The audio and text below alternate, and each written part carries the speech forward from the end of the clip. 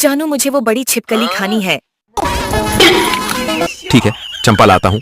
फटाफट वीडियो को लाइक करो। पकड़ लिया, ये लो चंपा, मैं ले आया। जानू ये तो बहुत खतरनाक लग रही है। चलो मैं इसको तुम्हारे लिए मस्त पका देता हूँ। ध्यान से रहना, ये बहुत डरावनी लग रही है। अब वक्त है इसे पकाने का। चंपा छिपकली पक गई है, आ जाओ खाते हैं। Wow very tasty. मेरे जानू की मेहनत के लिए एक लाइक कर देना।